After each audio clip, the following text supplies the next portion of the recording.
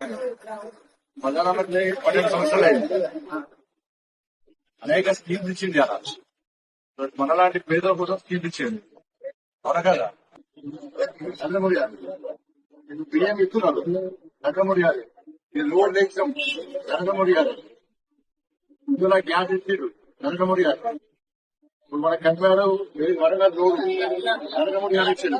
ఇప్పుడు కరీంనగర్ జగిత్యాల రోడ్ కూడా మోడీ గారు ఇస్తున్నారు. నువ్వు ఆటో డ్రైవర్ రోడ్ల గురించి చెప్తున్నాను. మన గ్రామాల్లో రోడ్లు అయినాయి, ఇవన్నీ అయినాయంటే నరేంద్ర మోడీ గారు ఇచ్చినట్టు దీని వల్లే. అవునా కదా? మరి ఇక పేదలో స్కీమ్స్ ఇస్తున్నాడు, దాంతో పాటు అభివృద్ధి చేస్తున్నాడు.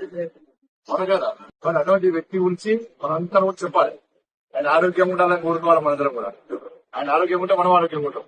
ఏమేమి చేసిండు? పిల్లలకు ఉద్యోగాలు ఇచ్చిండు, 12 లక్షల ఉద్యోగాలు ఇచ్చిండు.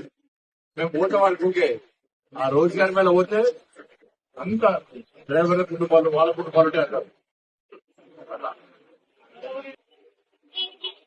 మన గ్రామ పంచాయతీ కూడా పనిచేస్తున్నాం. గ్రామ పంచాయతీ మున్సిపల్ కార్పొరేషన్ పనిచేసి మోడీ గారు మున్సిపాలిటీలకు పైసలు ఇచ్చారు. అవునా కదా? ఇచ్చే పైసలు మొత్తము కేంద్ర ప్రభుత్వం పైసలు వస్తా ఉన్నాయి. అర్థమైందా? నువ్వు రోజు కనీసం 100 మందికి వస్తావు రోజు. దీంతో పాటు మీ ఆటో డ్రైవర్లకు ఇవ్వాలి, దాంతో పాటు ప్యాసింజర్లు ఇవ్వాలి. మంచి చెడు కాదు, ఈ రాజకీయంతో సంబంధం లేదు. మరి అటువంటి వ్యక్తి ఇలా ప్రధానమంత్రిగా ఉండి 12 సంవత్సరాలు అయిపోయింది.